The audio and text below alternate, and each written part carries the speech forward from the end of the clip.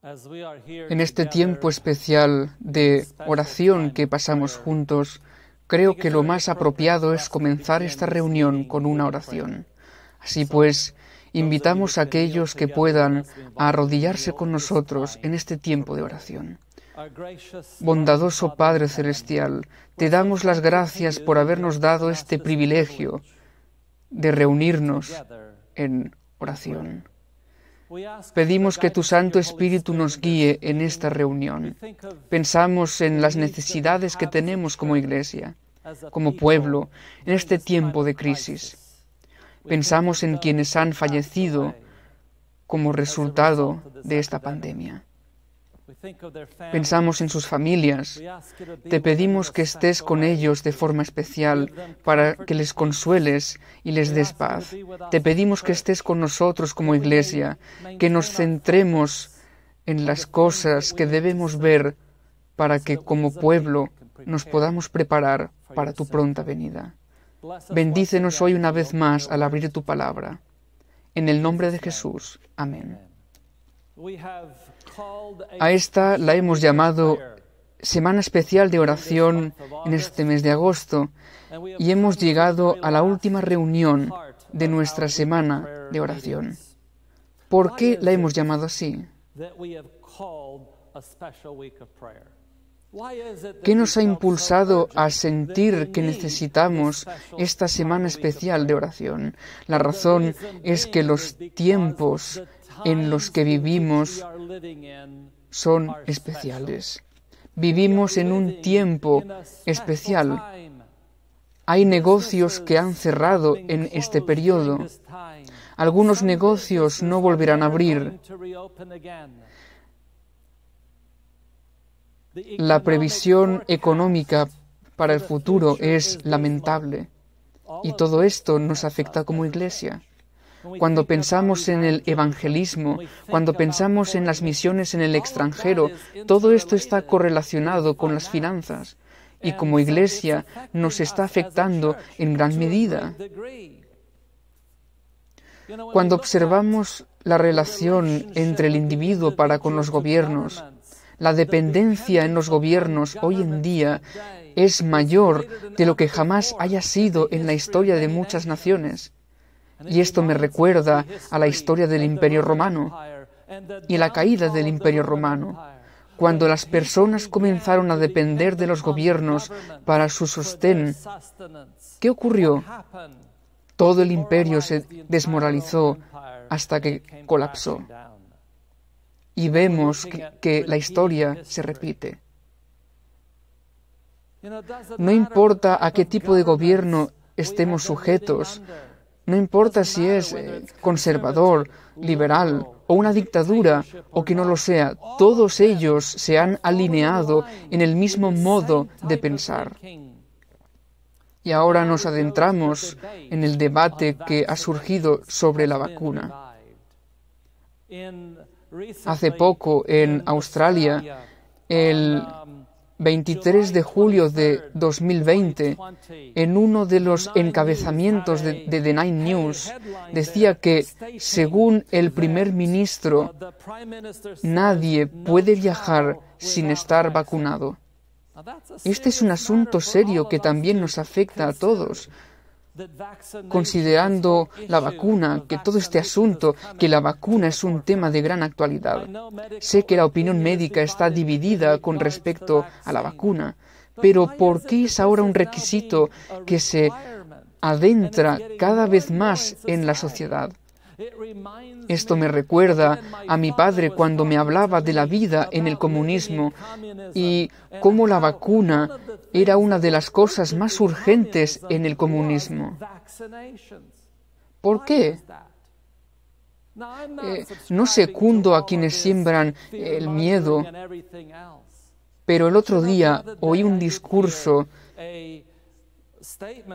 pronunciado por un líder del sector tecnológico ante la CIA, diciendo que estaban desarrollando un tipo de vacuna para poder cambiar la forma de pensar de la gente, sobre todo de los radicales religiosos. Y sé que hablan de algunos de los radicales que han atentado contra las personas, pero ¿qué determina que algo sea radicalismo religioso? ¿Es acaso algo que se reintroducirá para cambiar nuestro modo de pensar? Sea esto verdad o no, no importa, pero sí sé una cosa, el espíritu de profecía nos dice que será mucho peor de lo que nunca pudiéramos imaginar. Están sucediendo muchas cosas detrás del telón y que no conocemos, pero una cosa sí sabemos, que el diablo quiere controlar a las personas. Y todas estas cosas que ocurren en la sociedad, vemos que lentamente conducen al control de la mente humana. Y cuando vemos lo que ha ocurrido en las iglesias, se están cerrando iglesias. Y en algunos lugares uno no puede siquiera reunirse con dos personas. Esto me recuerda a lo que ocurrió en la Guerra Civil.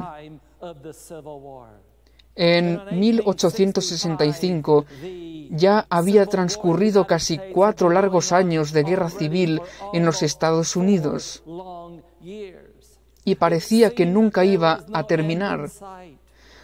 ¿Y qué sucedió? Que el Evangelio finalmente se detuvo. Sí, todo esto está afectando mucho de lo que tiene que ver con el evangelismo, igual que en los tiempos de la guerra. Y mientras esto ocurría, ¿qué hacía el pueblo de Dios? Solo había una cosa por hacer en esos momentos. No importaba en qué bando, o qué ocurría, o si había conspiraciones o no.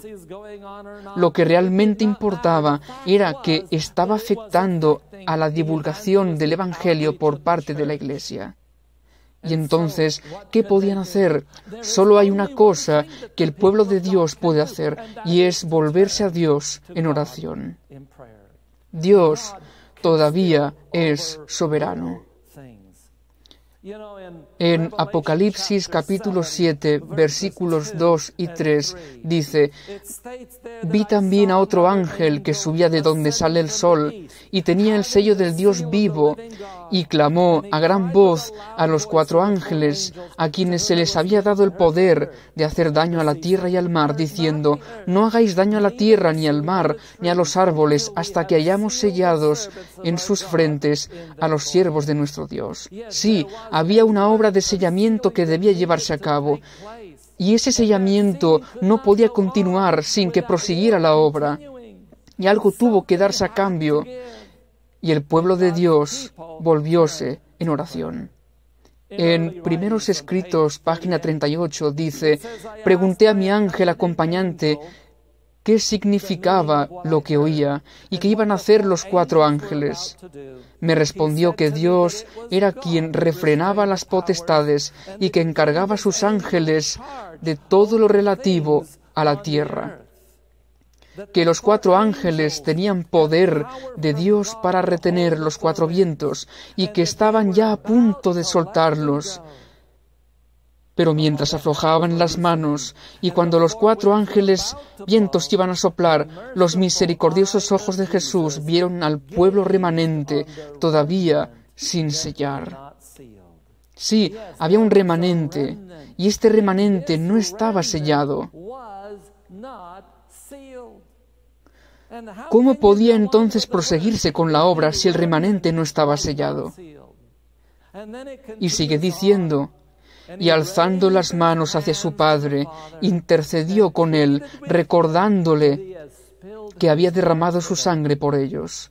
En consecuencia, se le mandó a otro ángel que fuera velozmente a decir a los 4 ángeles que retuvieran los vientos hasta que los siervos de Dios fuesen sellados en la frente con el sello de Dios».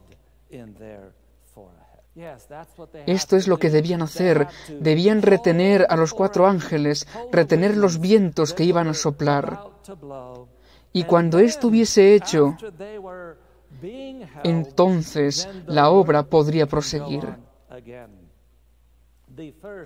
El 11 de febrero de 1865 se estableció como primer día especial de ayuno y oración. Y luego establecieron otra fecha, del 1 al 4 de marzo, que iba a ser un tiempo especial de oración. Se reunían cada día y oraban juntos. Y esa fue la primera semana de oración. Esto fue del 1 al 4 de marzo de 1865. Y como dije antes, parecía que nada iba a parar la guerra.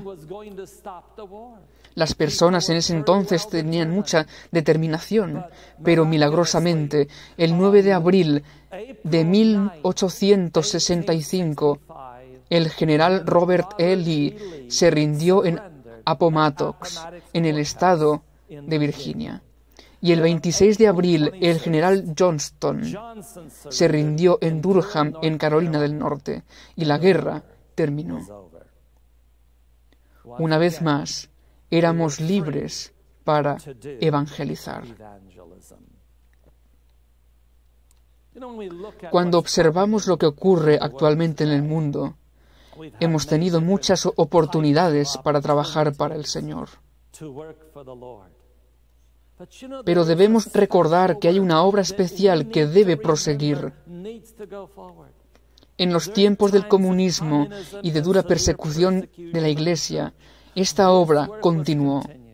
En la Iglesia cristiana primitiva, cuando el dragón estaba airado con la Iglesia, la obra continuó. Esto lo encontramos en Hechos capítulo 20, versículo 20. Y como nada que fuese útil he rehuido de anunciaros y enseñaros públicamente y por las casas. Sí, en la obra de la Iglesia cristiana, la obra de casa en casa es indispensable. ¿Y por qué es tan importante? ¿Por qué es tan importante que nuestra obra de ministerio sea por las casas? Visitar los hogares. Esta semana tuve la oportunidad de visitar varios hogares. Esto sucedió hace 2 semanas. He visitado algunos de los hogares de los creyentes, conversando con algunos de los jóvenes que están entregando sus corazones al Señor, preparándose para el bautismo y algunos con el deseo de bautizarse. Esta obra personal no puede replicarse de ningún otro modo. En Obreros Evangélicos, página 196, leemos: a mis hermanos en el ministerio, quiero decir, allegaos a la gente donde quiera que se halle. Por medio de la obra personal, relacionaos con ella. Esta obra no puede verificarse por apoderado. El dinero prestado o dado no puede hacerla, como tampoco los sermones predicados desde el púlpito. La enseñanza de las Escrituras en las familias es la obra evangelista y ha de ir unida a la predicación. Si se llega a omitir, la predicación fracasará en extenso grado. Sí, en este tiempo de COVID, agradezco al Señor por tener un sólido ministerio virtual. Agradezco a Dios por aquellos que trabajan detrás del escenario, aquellos a quienes usted no ve. Todo este trabajo de grabación requiere mucho trabajo que se realiza detrás del escenario. Y en este tiempo necesitamos orar por aquellos voluntarios que dedican su tiempo para proporcionar estas grabaciones a otros a través de Internet para poder alcanzar a las personas donde están. Podemos agradecer a Dios por ello. Y como vemos en pantalla, algunas de las cosas que hicimos detrás del escenario, en particular, enseñar en una escuela misionera donde yo no podía ir en persona, pero aún así podíamos juntarnos y comunicarnos con la gente. Pero eso no es suficiente. Esta no es la única obra que debemos hacer. Aún debemos ir a los hogares de las personas. ¿Por qué? ¿Por qué debemos ir a los hogares de las personas? Como leímos en Obreros Evangélicos, así es como nos relacionamos con las personas. Llegamos a comprender las circunstancias y la situación en sus vidas. Y esto es lo que necesitamos. ¿Y por qué debemos procurar tanto estar en sus hogares? Para combinar el ministerio del púlpito, ya sea personalmente en la iglesia o como lo estamos haciendo ahora mismo mediante las presentaciones que estamos impartiendo, debe combinarse con la obra realizada por las casas, reuniéndonos con las personas, estudiando con ellas, respondiendo a sus preguntas de forma personal. ¿Por qué?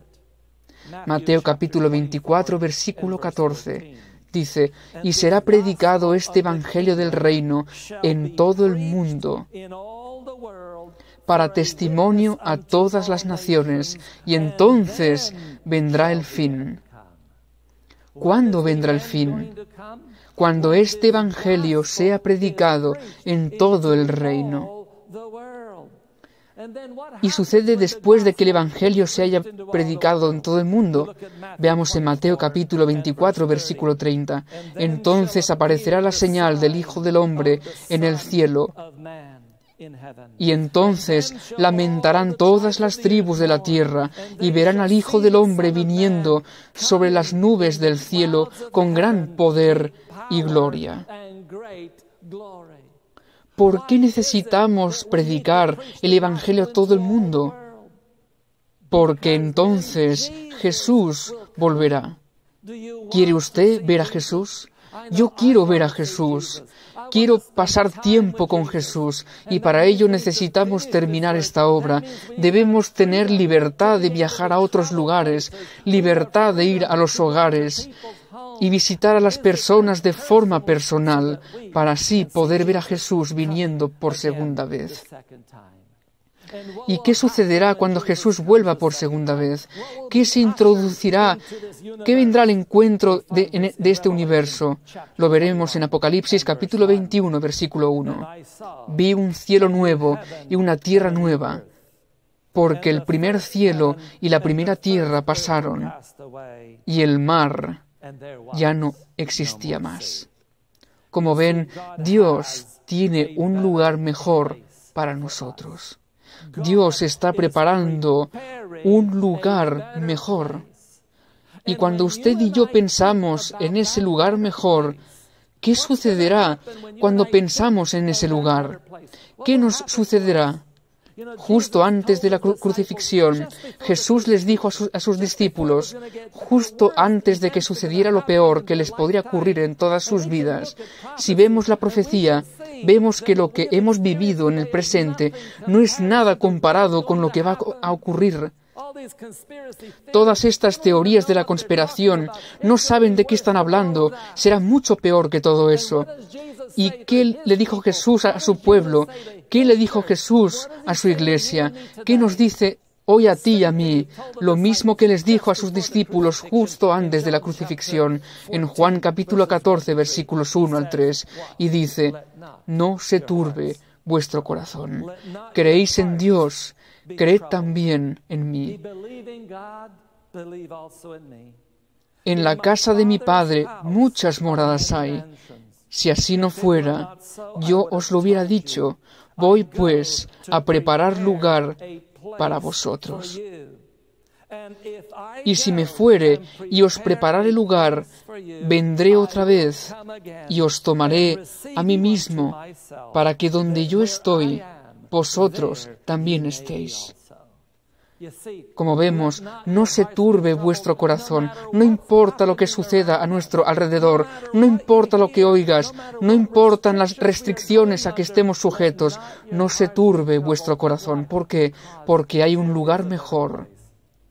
Jesús está preparando ese lugar para ti y para mí. En Isaías capítulo 65, versículo 17 dice: Porque he aquí que yo crearé nuevos cielos y nueva tierra, y de lo primero no habrá memoria, ni más vendrá al pensamiento. Quiero que piense qué sucederá cuando Jesús vuelva por segunda vez y nos lleve a este nuevo cielo y a esta nueva tierra. Dice que ni siquiera recordaremos de dónde vinimos, ni siquiera vendrá al pensamiento. ¿Por qué? Porque viviremos en ese hermoso lugar. ¿Quieres estar en ese hermoso lugar? Es por eso que es tan importante que en este tiempo, durante esta semana de oración, oremos porque Dios nos permita poder presentar el Evangelio al mundo en libertad. ¿Por qué lo estamos haciendo? Debemos pensar en ese lugar mejor. Isaías, capítulo 65, versículo 19, nos habla acerca de ese lugar mejor. ¿Y qué lo hace tan bueno que ni siquiera recordemos las cosas pasadas? ¿Qué es? Dice, y me alegraré con Jerusalén, y me gozaré con mi pueblo, y nunca más se oirá en ella voz de lloro, ni voz de clamor. Nótese lo siguiente, en ese lugar no hay más llanto. No oirás a nadie clamar. Y en esos momentos en los que se oye acerca de personas que mueren, que muchas personas han muerto de COVID-19, que muchas personas mueren de muchas enfermedades, que todos, de todos modos morirán, pero aún así mueren. ¿Y qué significa esto? Sea que mueran de COVID-19, que mueran de un accidente de tránsito, que mueran de lo que sea, como sea, es triste, porque Dios no nos creó para morir. Él no quería que muriéramos, Él quería que viviéramos para siempre. Pero cuando vamos a ese otro mundo, ya no hay más muerte, ya no hay llanto, ya no hay nada de eso. ¿Y qué hará Dios? Apocalipsis 21, versículo 4 dice, enjugará Dios toda lágrima de los ojos de ellos, y ya no habrá muerte, ni habrá más llanto, ni clamor, ni dolor, porque las primeras cosas pasaron. Así es, Dios enjugará toda lágrima de nuestros ojos, porque ya no hay muerte. Sí, podemos vivir 70 años. Hay gente que piensa que 70 años son muchos. Yo solía pensar que 70 años eran muchos. Pero ahora, a medida que me acerco más, con cada década que pasa, cada vez me acerco más y, ¿saben? No es nada cómodo saber que pronto morirás. ¿Por qué? Porque Dios nunca nos creó para que muriéramos. Ya sea que vivas 70, 80, 90, 100, todavía eres joven para morir. Pero vivimos en este mundo de muerte. ¿Y qué quiere Dios que hagamos? Quiere que nos preparemos para ir a otro lugar. Pues Dios enjugará toda lágrima de nuestros ojos.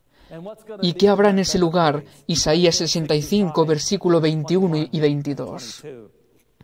Edificarán casas y morarán en ellas, plantarán viñas y comerán el fruto de ellas. No edificarán para que otro habite, ni plantarán para que otro coma, porque según los días de los árboles serán los días de mi pueblo, y mis escogidos disfrutarán la obra de sus manos. Sí, podremos construir una casa y habitar en ella. Saben, en toda mi vida adulta parecía que construía una casa y tan pronto estaba terminada me mudaba a otro lugar para empezar con otra casa, ya fuera remodelándola o construyéndola. Y también plantaba cosas y, ¿saben? Plantar un huerto donde plantaba todas las frutas, y sobre todo los cítricos, la uva, limones, naranjas. Crecían y cuando ya estaban a punto de recogerse, teníamos que mudarnos de nuevo. Aquí dice que podremos plantar viñas y comer el fruto de ellas, construir una casa y morar en ella. Todo el trabajo duro que haga y después quedarse en esa casa. Esto es lo que Dios nos está preparando. Y en esto deberíamos pensar al finalizar esta semana de oración, al acabar este tiempo en el que oramos porque la mano misericordiosa de Dios haga algo con este virus, con las cosas en que la gente piensa y todo lo demás, para que nos dé libertad para ir y evangelizar al mundo. Sí, en el pasado hemos malgastado el tiempo, no hemos hecho lo que debiéramos haber hecho, es cierto. Pero esto es un llamado para despertar, para que todos veamos lo que Dios tiene planeado para nosotros. ¿Y qué hay del mundo animal? ¿Qué sucederá con los animales? Me encantan los animales, me encantan todos los tipos de animales, incluso cuando veo algunos de los animales más peligrosos del mundo. Tuve el privilegio de ir a África y acariciar un león y pasear con un león, abrazar un guepardo. Eso me encanta. Hasta serpientes. Hace algunos años, cuando estaba en Florida, había una serpiente, creo que de 5,5 metros, y el propietario me dejó entrar en la jaula con él, y de hecho jugué un poco con la serpiente. Me encantan todo tipo de animales, pero a menos que estén amansados, no lo pueden hacer. A veces veo animales salvajes y quisiera tocarlos, pero no puedo. Ellos te ven y bien o huyen o responderán con ferocidad. Pero ¿qué hay de las promesas que tenemos en Isaías 65, versículo 25? Dice, el lobo y el cordero serán apacentados juntos, y el león comerá paja como el buey, y el polvo será el alimento de la serpiente. No afligirán ni harán mal en todo mi santo monte, dijo Jehová. Y también en Isaías capítulo 11, versículos del 6 al 8, morará el lobo con el cordero, y el leopardo con el cabrito se acostará. El becerro y el león y la bestia doméstica andarán juntos, y un niño los pastoreará. La vaca y la osa pacerán, sus crías se echarán juntas. Y el león como el buey comerá paja, y el niño de pecho jugará sobre la cueva del áspid, y el recién destetado extenderá su mano sobre la caverna de la víbora. ¿Pueden imaginarse por un momento cuán hermoso es el lugar que Dios nos está preparando? Dios está preparando este lugar. Y ahora, en estos momentos difíciles en los que hay gente que ha estado confinada durante mucho tiempo, y sobre todo si vive en un apartamento o algo parecido, yo siento pena por estas personas. Están encerradas en ese entorno. Doy gracias a Dios por vivir fuera de la ciudad. Doy gracias a Dios por vivir en un lugar en el que tengo un terreno al que puedo salir y disfrutar. Es por eso que hace mucho tiempo que Dios nos dice salir de las ciudades, salir de estos lugares. Esto debería ser un llamado para despertar. Aunque esté viviendo en una cómoda casa en la ciudad, salga de ella, porque las cosas se van a poner peor. Y Dios quiere que nosotros, su pueblo, estemos en la naturaleza, no importa dónde estemos. Cuando estamos confinados, no es fácil para nadie, pero saben, podemos pensar en la tierra mejor, podemos pensar en lo que Dios ha preparado para aquellos que le aman. En primeros escritos se menciona un poco cómo será cuando todo sea purificado. En la página 295 dice, «Entonces miré y vi que el mismo fuego que había consumido a los malos quemaba los escombros y purificaba la tierra. Volví a mirar y vi la tierra purificada. No quedaba la más leve señal de maldición». ¿Puede imaginarse eso? Ni la más leve señal de maldición en el mundo. Dios está preparando un lugar en el que se quitará toda maldición. Y luego continúa diciendo, la quebrada y desigual superficie de la tierra era ya una dilatada planicie. Todo el universo de Dios estaba limpio y había terminado para siempre la gran controversia. Por donde quiera que posáramos la vista, todo era santo y hermoso. Y toda la hueste de redimidos, viejos y jóvenes, grandes y pequeños, arrojaron sus brillantes coronas a los pies del Redentor y postrándose reverentemente ante Él, adoraron al que vive por siempre. La hermosa tierra nueva, con toda su gloria, iba a ser la heredad eterna de los santos. El reino, el señorío y la grandeza del reino bajo todo el cielo fue dado entonces a los santos del Altísimo, que iban a poseerlo por siempre jamás. Sí, Dios ha preparado un lugar para nosotros. ¿Puede imaginarse vivir en ese lugar? Este es el tiempo en el que mientras vemos todas las cosas que están ocurriendo en el mundo, necesitamos pensar en un lugar mejor. ¿Es realmente posible ir a aquel lugar? Leamos en Isaías capítulo 9, versículo 9. 11, versículo 9. No harán mal ni dañarán en todo mi santo monte, porque la tierra será llena del conocimiento de Jehová, como las aguas cubren el mar.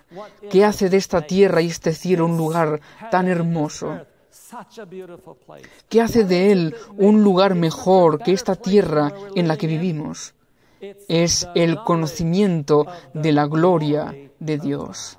El conocimiento de Dios lo convierte en un lugar mejor. En el mundo en que vivimos actualmente, las personas intentan huir del conocimiento de Dios, y este conocimiento de Dios hace que sea un lugar mejor, y por eso es menester que nosotros, que tú y yo, empecemos a evangelizar al mundo. ¿Por qué? Porque este mundo, incluso en el estado en el que se encuentra, sería un lugar mejor si tuviera el conocimiento de Dios. Y tenemos este conocimiento, está en nuestras manos. ¿Qué estamos haciendo con este conocimiento que Dios nos ha dado? ¿Y por qué el conocimiento de Dios es tan importante? Podemos leerlo en la oración de Jesús justo antes de la crucifixión en Juan 17, versículo 3. Y esta es la vida eterna, que te conozcan a ti, el único Dios verdadero, y a Jesucristo, a quien has enviado. ¿Por qué el conocimiento de Dios es tan importante? Que es tan importante porque es vida eterna. Vivir en ese lugar mejor, en ese mundo mejor. Todo esto sucede porque todo el mundo está repleto del conocimiento de Dios. Y esta es nuestra obra. Sí, esta es mi obra, es tu obra, es la obra que debemos derramar en este mundo. ¿Y por qué?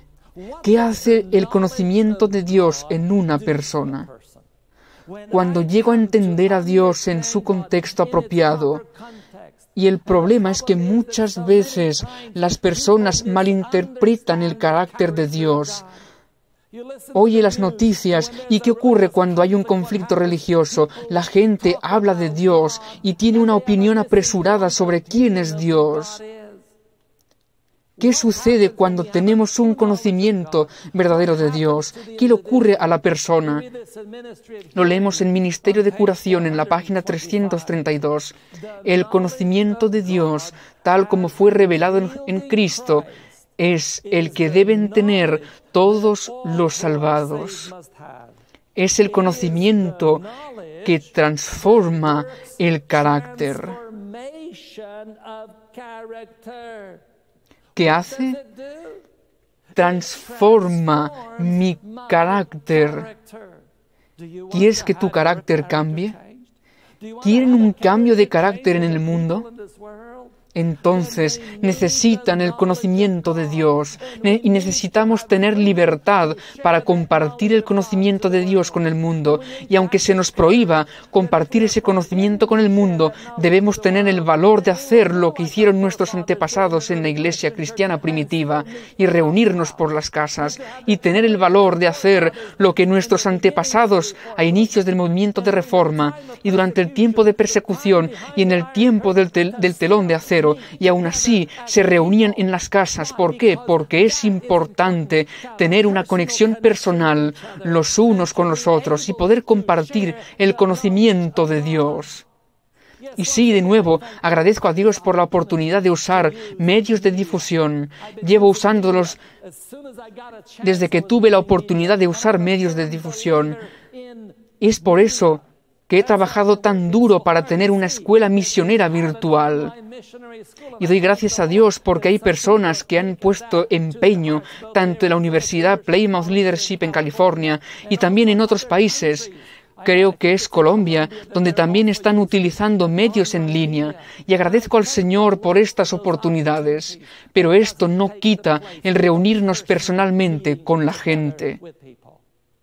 Y aunque compartimos toda esta información a través del ministerio audiovisual, queremos ver al pueblo de Dios, al pueblo que aceptará la verdad, conectar con el carácter cambiado.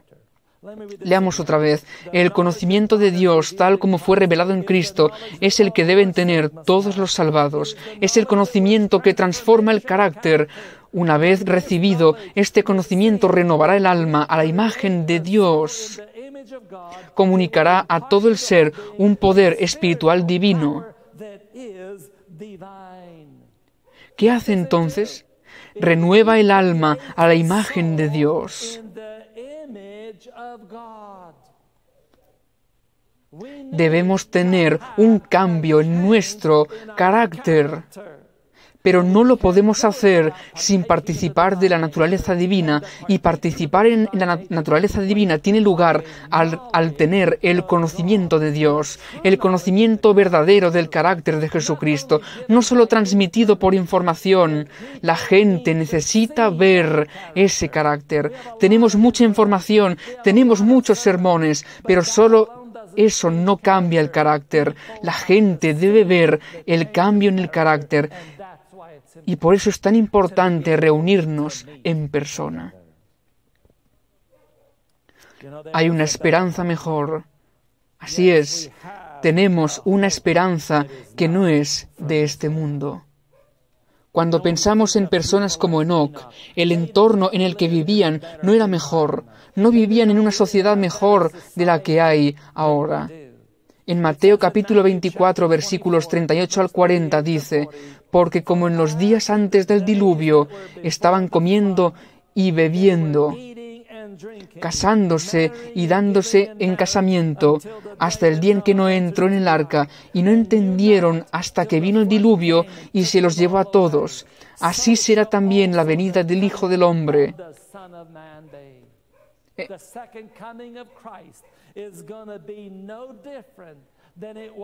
No habrá ninguna diferencia entre la segunda venida de Jesús y el tiempo antes del diluvio. Y en ese tiempo antes del diluvio, ¿qué había? Había un hombre llamado Enoc. ¿Y qué hacía Enoc? ¿Sobre qué predicaba Enoc? ¿De qué le hablaba a la gente? Esas personas estaban en oscuridad, no querían tener el conocimiento de Dios, igual que en los tiempos en que vivimos ahora. La gente no quiere tener el conocimiento de Dios. Por una parte hay fanatismo religioso, por otras religiones que no quieren tener nada que ver con Dios. Y luego hay quienes se les llama fanáticos porque quieren servir a Dios con todo su corazón. Gloria a Dios, entonces. Necesitamos ser este tipo de personas, aquellas personas que quieran servir a Dios con todo su corazón. Pero ¿en qué se centraba su mensaje? ¿En qué se centraba Enoc? Puedo decírselo con seguridad, que en el tiempo de Enoc seguramente había muchas teorías de la conspiración. Y la gente lo estudiaba todo. Incluso cuando estudiamos el libro del Apocalipsis, cuando estudiamos este libro, algunos enfocan su estudio en la bestia, en lo que hace la bestia y en lo que hará después, y los cuernos y todo lo demás. Pero ¿saben qué?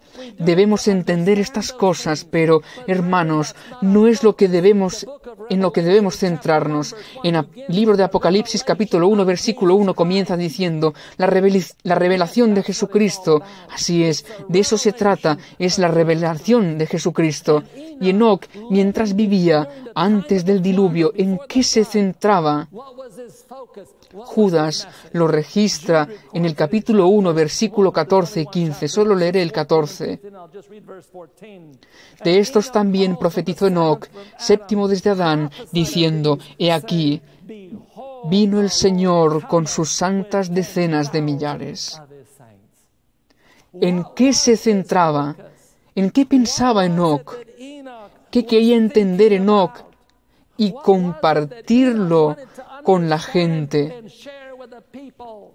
Sí, necesitamos entender estas cosas.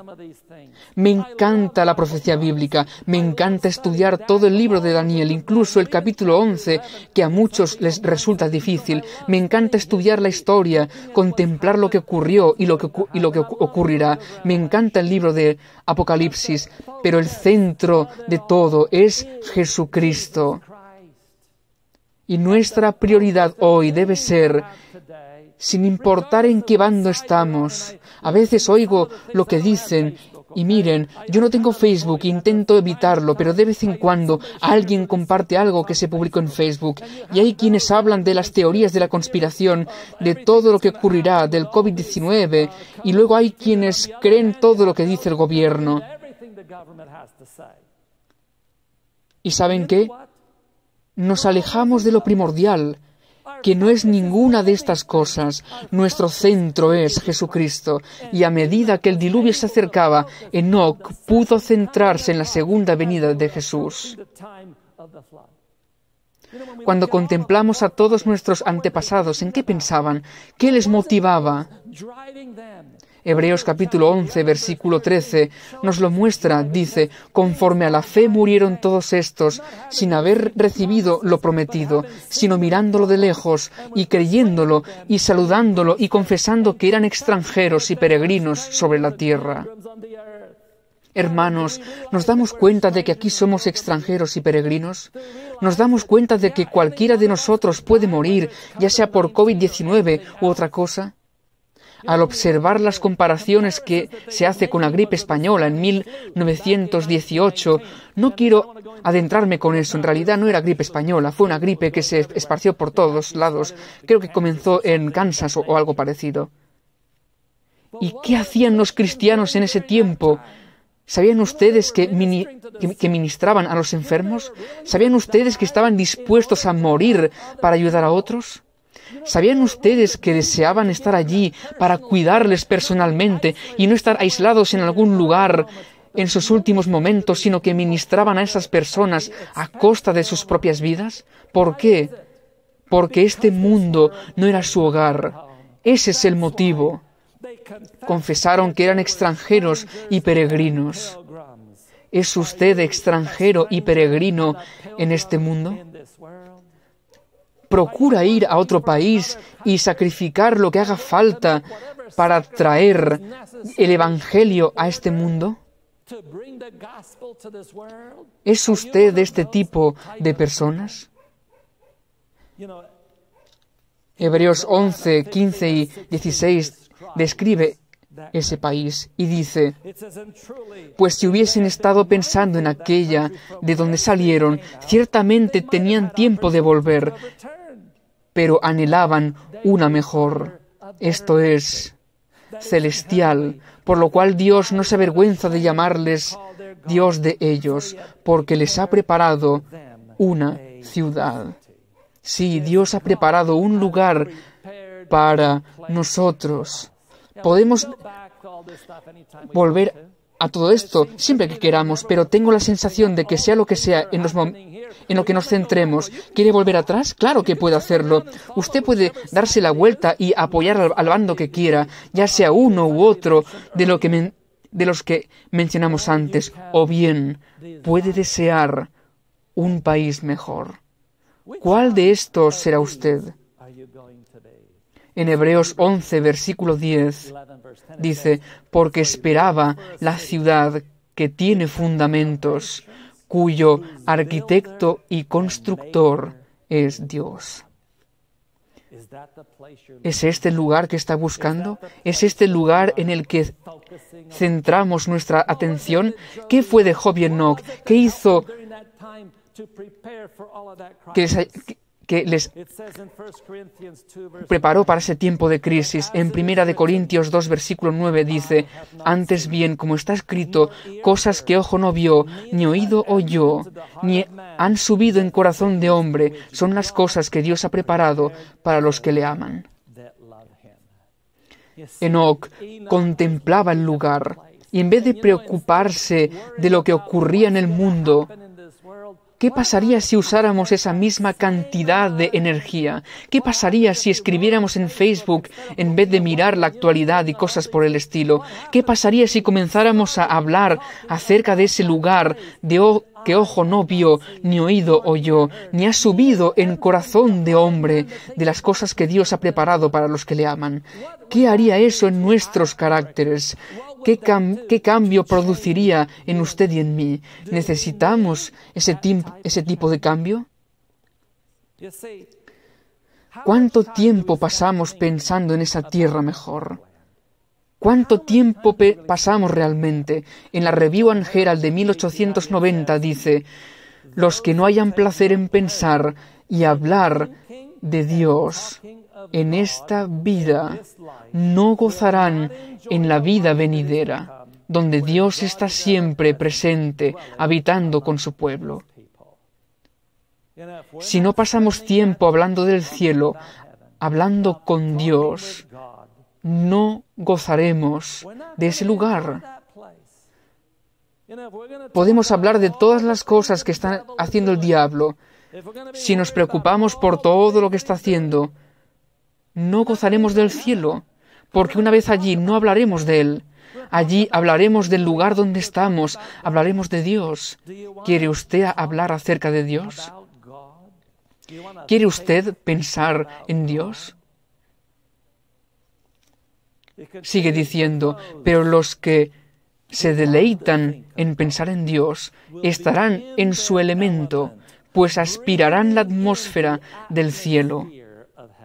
Los moradores de la tierra que gozan al pensar en el cielo se sentirán felices cuando disfruten de la sociabilidad y placeres que brindará el paraíso.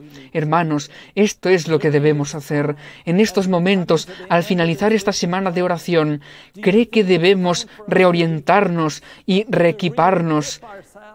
¿Que el centro del libro del Apocalipsis es en realidad Jesucristo? ¿Que el centro de la profecía del tiempo del fin es Jesucristo? ¿Por qué? Porque cuanto más conoces a Jesús, tanto más conoces a Dios, porque Jesús es la revelación de Dios.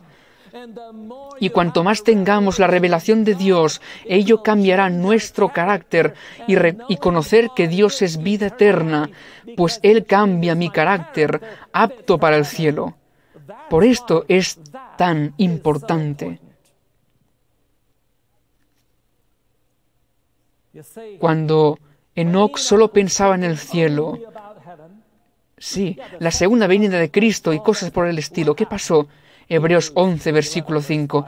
Por la fe, Enoc fue transpuesto para no ver muerte, y no fue hallado, porque lo traspuso Dios. Y antes que fuese traspuesto, tuvo testimonio de haber agradado a Dios. Quiero que piense en esto. Él fue traspuesto. ¿Por qué? Porque él agradó a Dios. Su carácter era apto para el cielo. Entonces, ¿qué nos ocurrirá a ti y a mí cuando probemos la tierra mejor? En vez de todas estas cosas, ¿qué ocurrirá cuando gustemos la tierra mejor? En la Review and Herald de 1890, a veces me parece que no puedo ya permanecer aquí. Tan lóbregas me resultan todas las cosas en la tierra. Me siento muy solitaria aquí, pues he visto una tierra mejor. Al ver la tierra mejor, las cosas de este mundo ya no tienen el mismo atractivo. Y cuando pensamos en Moisés, ¿qué le ocurrió a Moisés? ¿Qué le ocurrió en su último día de vida? Subió al monte, a la cumbre del Pisga, donde tuvo la oportunidad de contemplar la tierra mejor.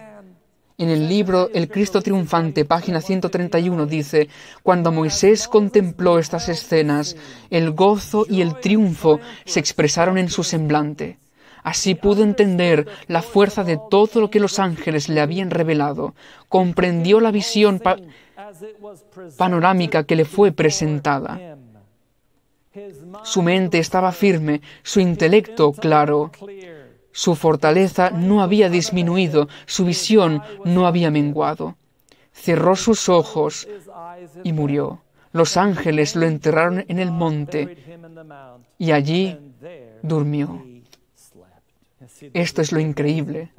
Si nuestra mente está allí y si me llega la hora de morir, estoy listo para marcharme. Sí, estoy listo para marcharme. Pienso en mi abuelo cuando contaba esta historia en sus últimos días de vida. Había estado enfermo por mucho tiempo y por un tiempo perdió la cabeza y mi tía Lidia lo llevó a un centro y cuando comenzaron a darle un tratamiento mejor con todo lo que había en el hospital, recuperó la cordura 6 meses antes de morir. Y aunque su cuerpo estaba desgastado, había recuperado la cordura. Y finalmente, un problema que había tenido por años con una persona por 30 años, finalmente se dirigió a esa persona y le dijo: oye, lo siento.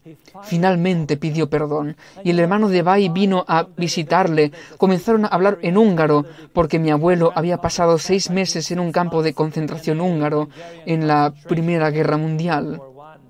Y allí aprendió húngaro y pudo hablar con el hermano de Bai acerca de la obra en muchos lugares. Y esa noche mis parientes, mi tío y mi tía, le oyeron cantar himnos sobre la tierra mejor antes de acostarse.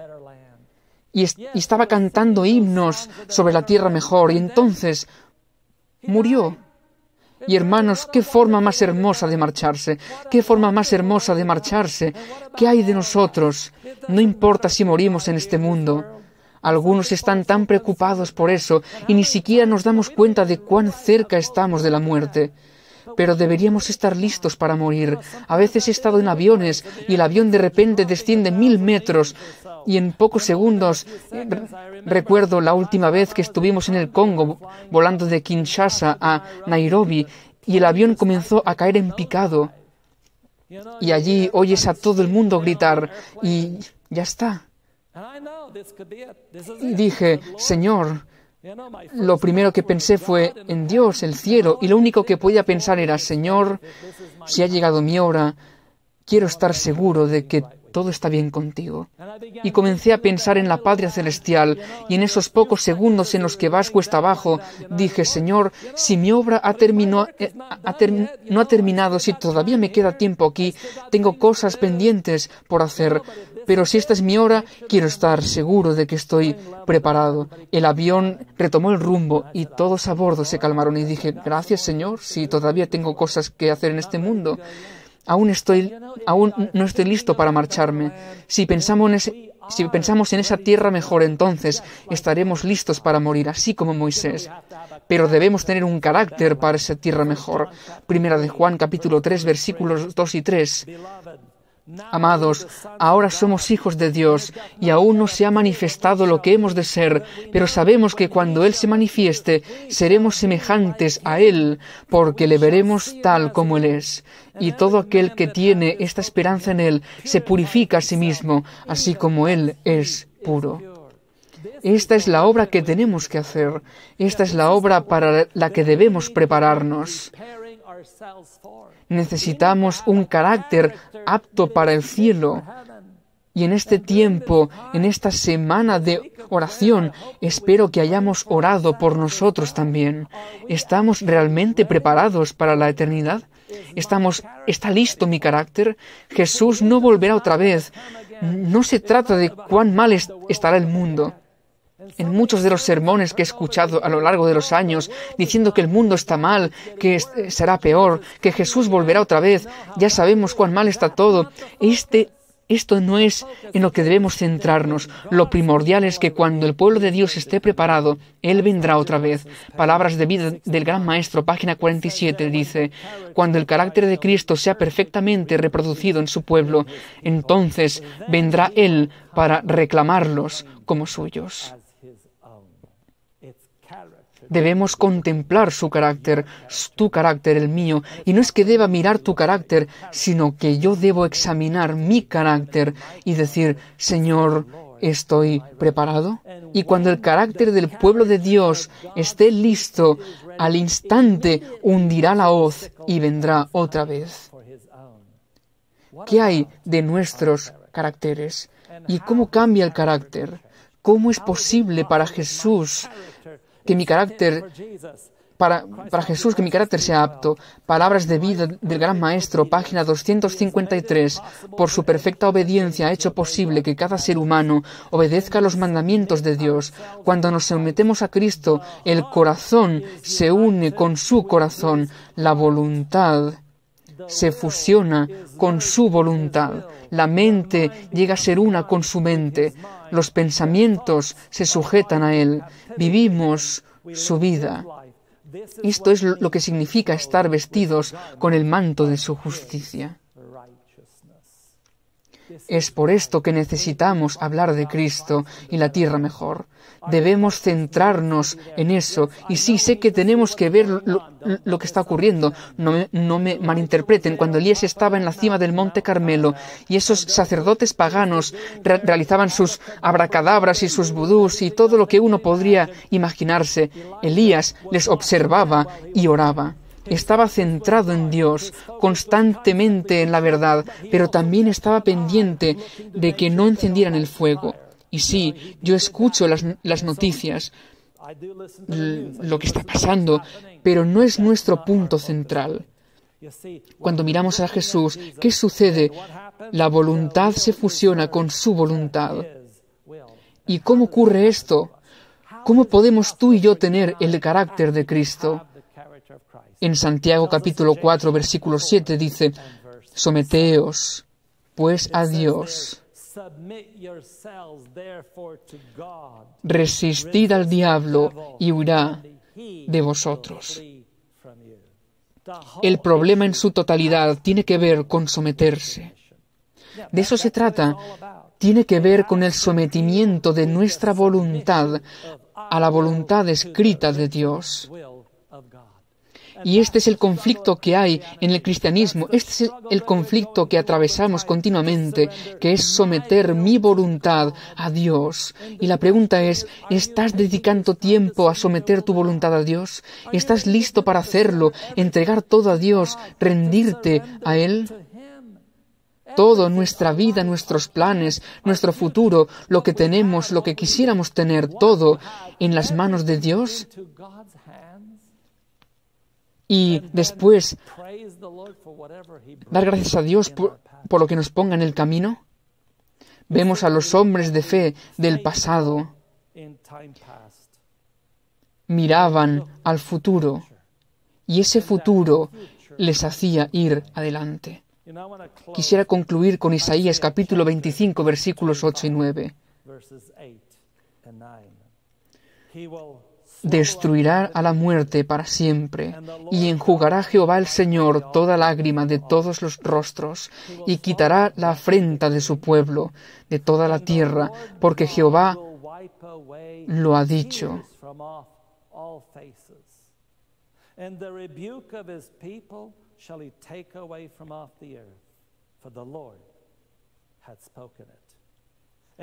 Y se dirá en aquel día: he aquí, este es nuestro Dios, le hemos esperado y nos salvará.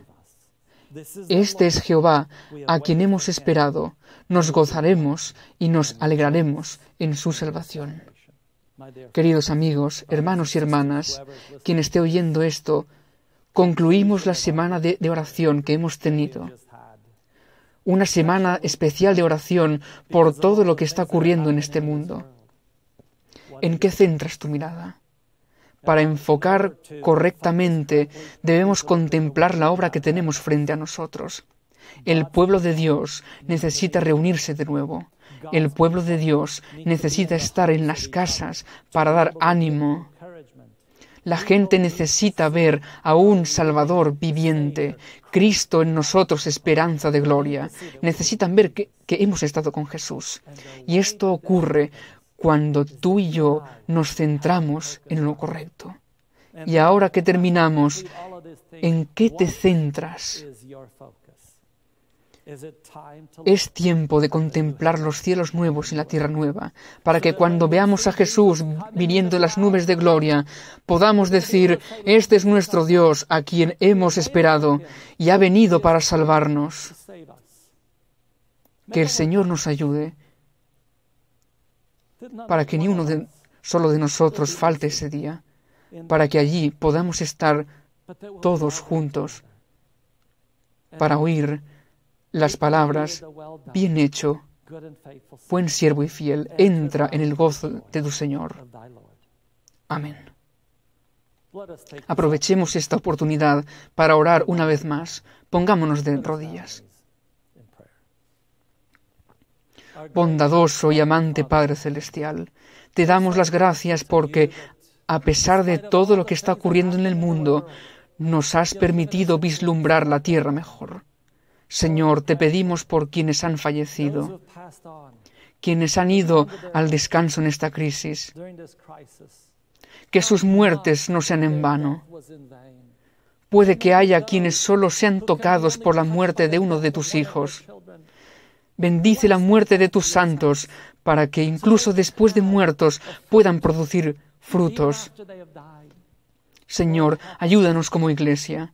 Pedimos por la obra que tiene lugar en el mundo, los medios que necesitamos para enviar a misioneros, los medios que necesitamos para apoyar a otros misioneros en otros campos, por los medios que necesitamos en este edificio donde grabamos estas reuniones, que las podamos terminar y hacer la obra. Señor, confiamos en ti.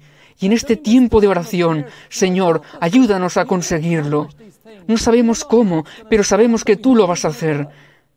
Ayuda a tu pueblo a centrarse en Jesucristo para que podamos estar en ese número, para que cuando Jesús venga por segunda vez podamos decir, este es nuestro Dios, a quien hemos esperado y ha venido para salvarnos. Señor, ayúdanos con las fronteras que ahora están cerradas, que de alguna forma se abran para que podamos ir de lugar en lugar y compartir este mensaje. Sé con tu pueblo, Señor, para estar preparados para ir a lugares a los que todavía no hemos ido, lugares que hemos visto pero que por distintos motivos no hemos ido. Hay tantos países en oscuridad y estamos acomodados en lugares donde hay tantos miembros. Señor, ayúdanos a tener este espíritu de evangelismo para que podamos, para que abandonemos nuestra zona de confort y salir y evangelizar al mundo y ver a Jesús venir por segunda vez y que podamos pasar la eternidad, no en este mundo, sino en el mundo que tú has preparado para nosotros. Responde nuestras oraciones, Señor. En esta semana de oración hay muchas peticiones no pronunciadas. Las personas están orando con sus corazones. Respóndelas para tu honra y gloria, no como queremos, sino para tu honra y gloria. Ayúdanos a ser un pueblo preparado para tu pronta venida. En el nombre de Jesús te lo pedimos y agradecemos. Amén.